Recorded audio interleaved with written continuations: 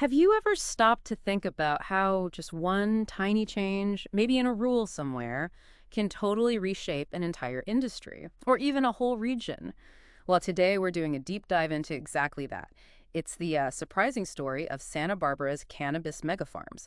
We've pulled together a whole stack of sources, articles, reports, you name it, that really map out how one little regulatory tweak caused this unexpected boom. It basically turned Santa Barbara into California's capital for cannabis growing. So our mission for you today is to unpack how this promise, this idea of helping small farmers kind of quietly pivoted, and how that created a landscape now dominated by these huge corporate players and, well, the ripples are still being felt. Yeah, it's really fascinating when you look at it. You have the best intentions, right? A voter-approved proposition. But then it bumps up against this quiet little regulatory change. And suddenly you have consequences that, nobody fully saw coming. It's a classic policy case study, really. Okay, let's get into it. So this story really kicks off with Proposition 64. California voters passed it back in 2016. What was the original promise there, especially for the smaller growers? Right. Well, initially, the draft rules for Prop 64 had this really important safeguard built in. It was a 5-year, 1-acre cap. 1 acre. Exactly. And that was specifically put there to protect small farmers. The idea was to stop any single grow site from getting bigger than 1 acre, at least until 2023. It was meant to give them a head start. Prevent the big corporations from just steamrolling them right away. That sounds like a solid plan, a real commitment to the little guy. But then, as you said, something changed quietly. What we found points to December 2017. What exactly happened then that just changed everything so dramatically? So December 2017, California puts out its emergency regulations for cannabis. And buried in there, that crucial 1-acre cap, it was just dropped. Dropped just like that. Gone. It wasn't a big headline, just sort of disappeared from the text. And what this allowed, crucially, was for operators to stack licenses.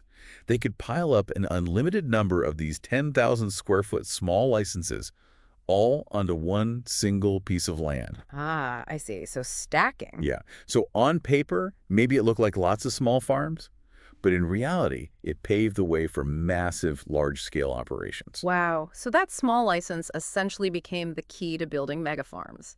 Okay, so with this new power to stack licenses, why Santa Barbara? Why did that county become the epicenter for this boom and not others? That is a great question, because while a lot of other counties were putting in strict canopy limits, some banned large-scale cultivation completely. Right. Santa Barbara Supervisors, they approved local ordinances with no acreage limits at all, none. They basically just opened the door wide. A welcome mat for big cannabis. You could say that, yeah.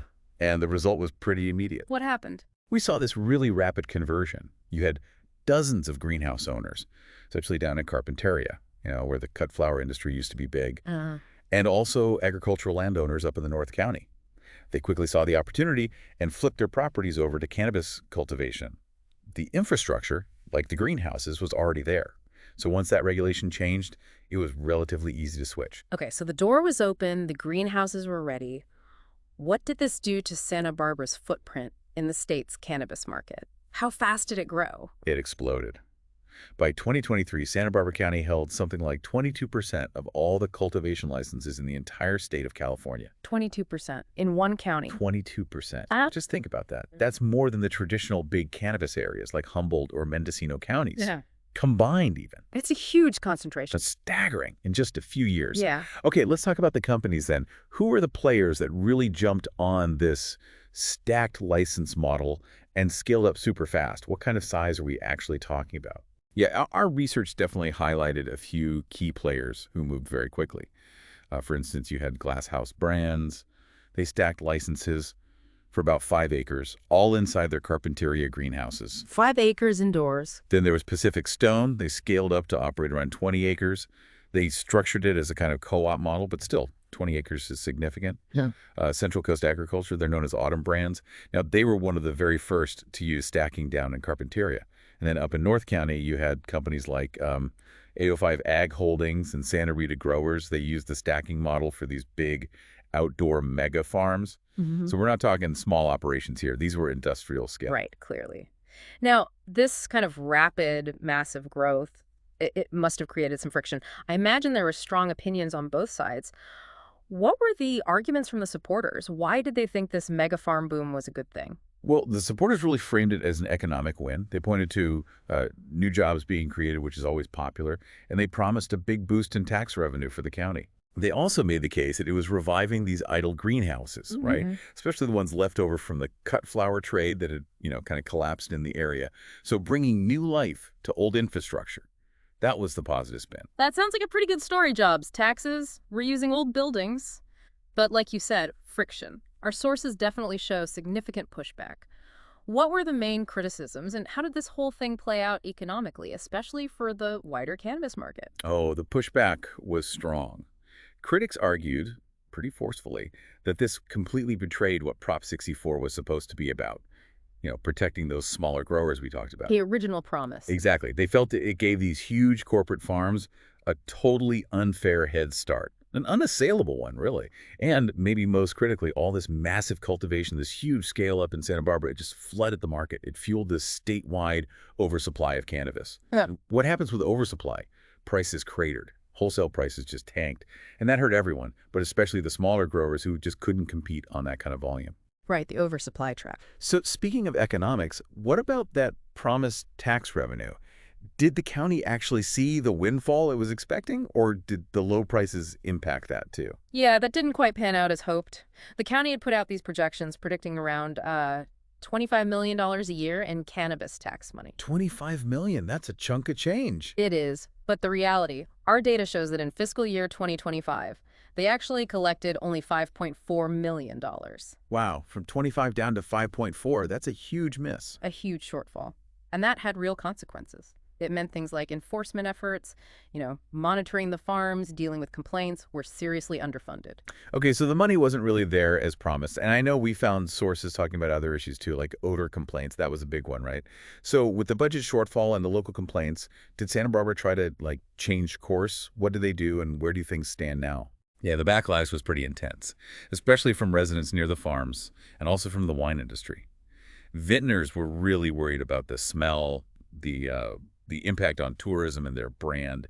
We found records of over 3,900 odor complaints filed, just about the smell. 3,900. Okay. So that pressure led to some changes. They mandated carbon scrubbers, odor control systems on the cultivation sites. And there are still ongoing talks about putting tighter caps on the number of licenses allowed, trying to rein it in, basically. But despite those moves, the scrubbers and the talks, what about the farms themselves, the big ones that got established using that stacking loophole? That's the key thing. Despite those mitigation efforts, trying to lessen the impact, those mega farms that were set up by stacking licenses, they're largely still there, still operating. The landscape has fundamentally changed, and that change is pretty much stuck. So when you zoom out, what does this whole Santa Barbara story really tell us? What's the big takeaway from this experience with stacked licenses and all the knock-on effects? I think Santa Barbara's experience with stacked licenses is just such a powerful real-world example, a case study, really.